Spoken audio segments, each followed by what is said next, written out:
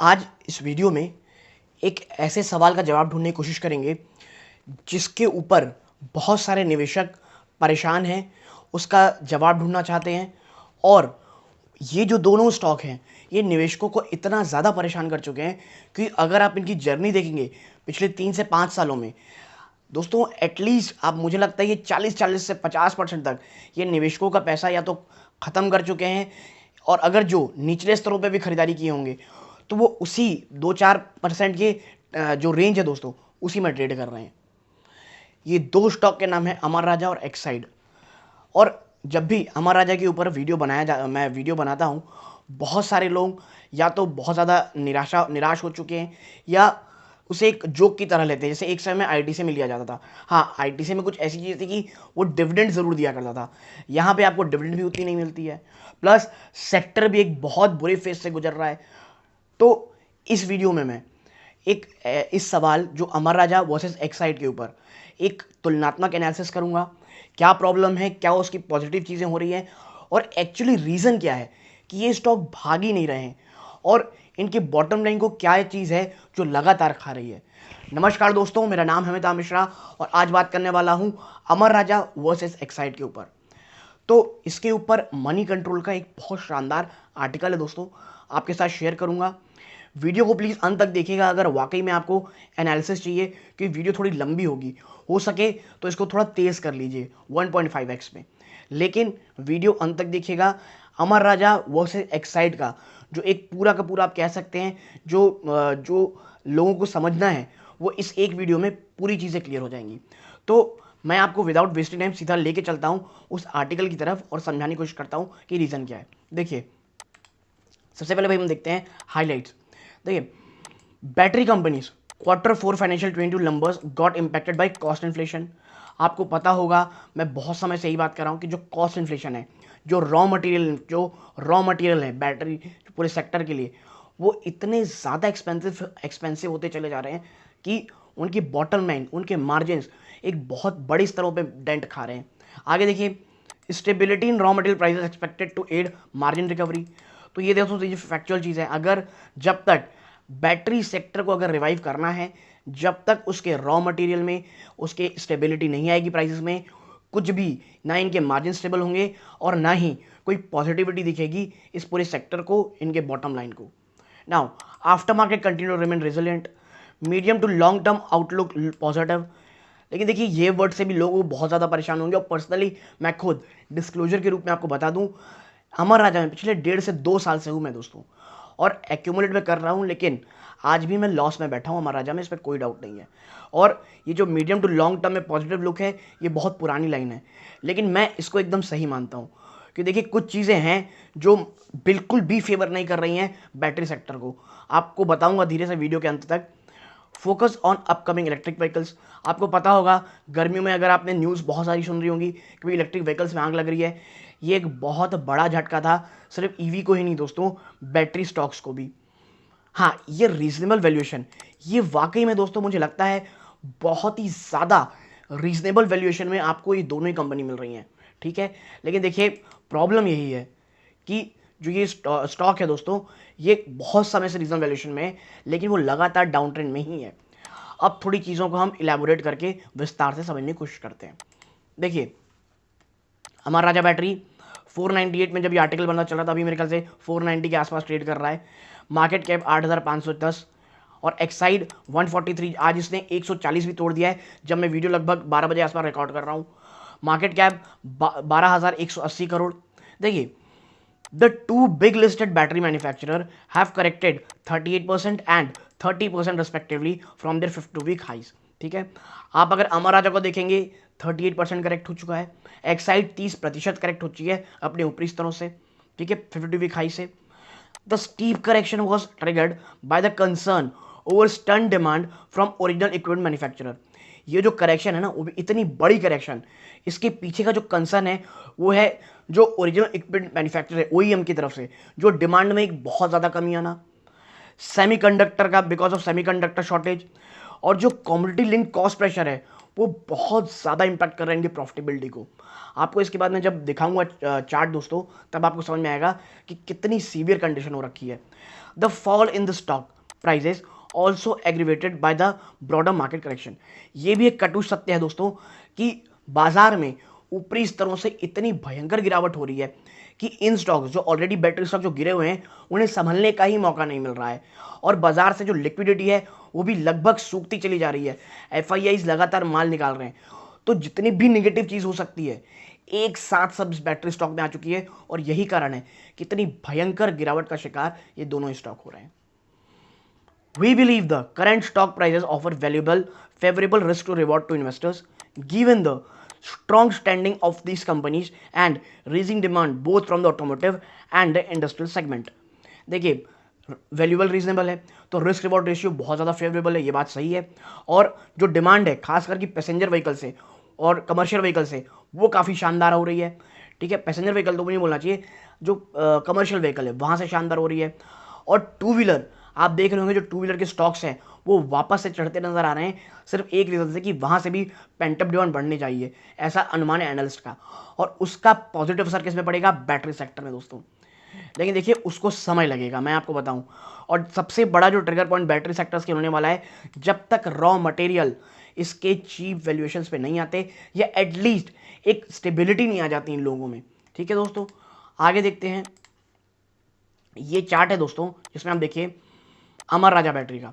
अब revenue from operations देखेंगे तो इस बार जो निकल के आया है 2181 करोड़, जो पिछले क्वार्टर की 2365 करोड़ से काफ़ी कम है, और एक साल पहले 2103 करोड़ से भी कम है दोस्तों। जो पिछले साल से, मतलब आप बात करेंगे पिछले साल से थोड़ा सा ज़्यादा है, फ्लैटिश सा ही आप कह सकते हैं। ठीक है, तो क्वार्टर ऑन क्वार्टर देखेंगे 8% की गिरावट है, ईयर ऑन ईयर 4% की बढ़ोतरी है। ठीक है दोस्तों, अब रॉ मटेरियल कॉस्ट की बात कीजिएगा तो आप देखिए कितनी भयंकर उछाल है ये। एक साल पहले जहाँ 67.4% थी और इसमें भी कहा जा रहा था कि थोड़ा प्राइस बहुत ज़्यादा हो रखे हैं, तब से लगातार सिर्फ और सिर्फ बढ़ोतरी की हो रही है रॉ मटेरियल के एक्सपेंसेस में, कॉस्ट में। देखिए पिछले क्वार्टर में 70.3% था, वो बढ़ के 72.1% हो गया है। ठीक है, और आप देखिए क्वार्टर क्वार्टर बेसिस में देखेंगे तो 180 बेसिस पॉइंट की आपको इसमें बढ़ोतरी दिख रही है, और year on year 470 basis point की आपको बढ़ोतरी नजर आ रही है। अब स्टाफ कॉस्ट देखेंगे तो लगभग आपका देखिए कांस्टेंट ही है। अदर एक्सपेंसेस देखेंगे ये भी कांस्टेंट आपको दिखेगा। इबिटा मार्जिन आप देखिए कहाँ एक साल पहले ये कंपनी 15% से भी ज़्यादा के ऊपर मार्जिन पर काम करती थी, बिजनेस करती थी, वो घटते घटते पहले 12% हुई और अब 10.1% रह गई है। यानी कि क्वार्टर ऑन क्वार्टर बेसिस में आप देखिए 192 बेसिस पॉइंट की गिरावट है, और year on year 497 basis point की गिरावट है। सेम आप देखिए एक्साइड बैटरी में देखेंगे तो आप देखिए रेवेन्यू फ्रॉम ऑपरेशन देखेंगे 3409 करोड़ निकल के आती है, जो पिछले क्वार्टर के 3197 करोड़ के काफ़ी आप कह लीजिए ज़्यादा है। ठीक है, काफ़ी तो नहीं कहना चाहिए लेकिन ज़्यादा है, और ईयर ऑन ईयर बेस में भी अच्छी खासी बढ़ोतरी है, और ये 7% की बढ़ोतरी है, और ईयर ऑन ईयर ये 16% की बढ़ोतरी है। यानी आप देखिए एक्साइड इसमें काफ़ी हद तक आगे निकलता हुआ आपको दिखाई दे रहा है। अमर राजा बैटरी में क्या प्रॉब्लम हुई मैं आपको आगे बस समझाऊंगा कि इसमें क्वार्टर ऑन क्वार्टर बेस पे और ईयर ऑन ईयर बेस पे क्यों गिरावट हो रही है। रॉ मटेरियल देखिए सेम वही हाल है जो अमर राजा बैटरी का है, 72% यहाँ पे है, यहाँ 72.1% है। स्टाफ कॉस्ट और अदर एक्सपेंसेस लगभग कांस्टेंट ही रहे हैं। एबिटा मार्जिन आप देखिए 10.2% है। ठीक है, जो पिछले क्वार्टर में 11.7% थी, यानी यहाँ पे भी बड़ी गिरावट है, 142 बेसिस पॉइंट और 379 बेसिस पॉइंट। यानी आप समझिए वाकई में मार्जिन में प्रेशर रॉ मटेरियल कारण लगातार सिर्फ और सिर्फ बढ़ता ही चला जा रहा है दोस्तों। ठीक है, अगर हम आगे देखें, आप देखिए इधर, अब चलते हैं की हाइलाइट्स में। देखिए Amara Raja battery limited posted year on year growth of 4%। देखिए ये तो हमने चार्ट में देख ही लिया है। In terms of segment, two wheeler continue to be under severe stress with the company reporting decline of 25% in its volume. दो व्हीलर से बहुत ज़्यादा प्रेशर देखने को मिल रहा है, 25% की डिक्लाइन है इनके वॉल्यूम्स में। लेकिन पैसेंजर कार जो है दोस्तों सेगमेंट, इंडस्ट्रियल सेगमेंट है, वो 6% पैसेंजर कार और 4% इंडस्ट्रियल सेगमेंट, ये बढ़ता हुआ दिखाई दे रहा है। और इसीलिए मैंने कहा था कि इंडस्ट्रियल और पैसेंजर सेगमेंट से काफ़ी अच्छे सिग्नल्स आ रहे हैं। Despite price hikes taken by the company, cost inflation continue to put pressure on its margin. देखिए अमर राजा बैटरी ने प्राइस बढ़ाए, लेकिन वो इतने ज़्यादा बढ़ चुके हैं इनपुट कॉस्ट में कि उसको अब एलिवेट करने में बहुत समय लगने वाला है, और कॉस्ट प्रेशर लगातार इनके बॉटम लाइन को खा रहा है दोस्तों। It's EBITDA margin contracted almost 500 basis point, ये हमने पहले देखा। एक्साइड देखिए, आपको पता है कि इसने ईयर ऑन ईयर ग्रोथ पेश की है 16% की। It's EBITDA margin also got impacted by cost inflation, contracted 379 basis point. ठीक है, अभी तक अगर आप देखेंगे तो आपको एक्साइड काफ़ी अट्रैक्टिव लग रहा होगा दोस्तों, लेकिन मैं बताऊंगा कि अमर राजा इतना प्रेशर में क्यों है और प्रॉब्लम उसके साथ बड़ी क्यों है। देखिए आगे चलते हैं। According to the companies, two-wheeler and passenger car production got severely impacted by chip shortage. आपको पता है chip shortage कितना बड़ा इशू हो रखा है। However, see the constraint easing, which should augur well for both. They expect the demand momentum to continue to be driven by pent-up demand. The companies are upbeat about this segment and have indicated that the preference for personal transport will continue to be a key growth driver. देखिए कब तक demand गायब रहेगी। आप देखिए two wheeler segment पिछले 3 सालों से प्रॉब्लम में है, कोई पेंटअप डिमांड दिख नहीं रही है, लेकिन अब आने वाले समय में बहुत ज़्यादा लोग पॉजिटिव हैं टू व्हीलर को लेकर के, और ये कंपनीज भी यही कह रही हैं कि टू व्हीलर जो सेगमेंट में जब एक बढ़ोतरी होगी तो इनके डिमांड को, जो इनके की ग्रोथ ड्राइवर में रहेंगे, वो यही रहेंगे। The commercial vehicle segment has also started suggesting growth post the opening of the economy. देखिए इसमें कोई डाउट नहीं है, आप अशोक लेलैंड के नंबर देखें, आप टाटा मोटर के देखें, इनके पैसेंजर सेगमेंट, कमर्शियल सेगमेंट कितने अच्छे नंबर पेश कर रहे हैं। आप जो डाटा सरकार रिलीज़ करती है कमर्शियल व्हीकल्स के, उसमें गजब की उछाल है आप देखने को मिलेगी। ये इस बात का परिचायक है कि जब से इकोनॉमी ओपन हुई है, माइनिंग का काम, बाकी इंडस्ट्रियल वर्क शुरू हुए हैं, कमर्शियल व्हीकल, पैसेंजर व्हीकल बहुत अच्छा कर रहे हैं। ठीक है, आप देखिए as government investment in these post pockets pick up, the demand for batteries is expected to see a strong growth. किसकी बात कर रही है? Economic return to normalcy, industrial segment की बात की जा रही है। और देखिए अमर राजा कह रहा है 7 से 8% की ग्रोथ वो इस सेगमेंट में फाइनेंशियल 23 में एक्सपेक्ट कर रहे हैं दोस्तों। ठीक है, यानी कि यहाँ से भी कुछ अच्छी खबरें इस साल आपको आने को मिल सकती हैं। एक्सपोर्ट मार्केट, अब देखिए मैं आपको बताता हूँ अमर राजा की प्रॉब्लम क्या है main. In financial 23, Exide and ARBL registered a year-on-year growth of 50% and 16%. अब आप कहेंगे 50% की जो हाल है साइड में, क्योंकि देखिए जो अमर राजा है ना, उसका एक्सपोर्ट बिजनेस बहुत ज़्यादा अच्छा है कंपेयर करेंगे आप एक्साइड के, इसलिए 16% की इसकी जंप भी मुझे ठीक लगती है। ठीक है, और एक्साइड उतना डोमेस्टिक में जितना अच्छा काम करता है, एक्सपोर्ट में उतना अच्छा है नहीं दोस्तों वो, इसीलिए अमर राजा की 16% की उछाल एक बहुत अच्छी। आप आगे देखिए, in quarter 4 2022, export got impacted due to logistical bottleneck which are easing now. अमर राजा जो है दोस्तों इसीलिए नंबर इतने कम पेश किया क्योंकि एक्सपोर्ट में इतना ज़्यादा बॉटलनेक हुआ, जो ये एक्सपोर्ट में इतना अच्छा था अमर राजा बैटरी, इसीलिए उनके रेवेन्यू में बहुत बड़ी गिरावट आपको देखने को मिल रही है कंपेयर टू एक्साइड। लेकिन जब ऐसे बॉटलनेक खुल रहे हैं, एक्सपोर्ट चीज़ें वापस से ठीक होंगी, लॉजिस्टिक प्रॉब्लम ठीक होगी, आप देखिएगा अमर राजा ज़बरदस्त एक शानदार नंबर पेश करेगा। ठीक है, और देखिए आईआरबीएल मैनेजमेंट का भी ये कहना है कि 15% की ग्रोथ से वो इस बार फाइनेंशियल 23 में बढ़ने वाले हैं, और एक्साइड मैनेजमेंट ने इंडेक्ट किया है it plan to boost export presence. ठीक है, in both automotive and industrial vertical, और यही कारण है कि एक्साइड भी अब अपने जो एक्सपोर्ट प्रोडक्ट है उस पर फोकस करते हुए, चाहे वो ऑटोमोटिव सेगमेंट हो या इंडस्ट्रियल वर्टिकल हो, उसमें काम करने की बात कर रहे हैं।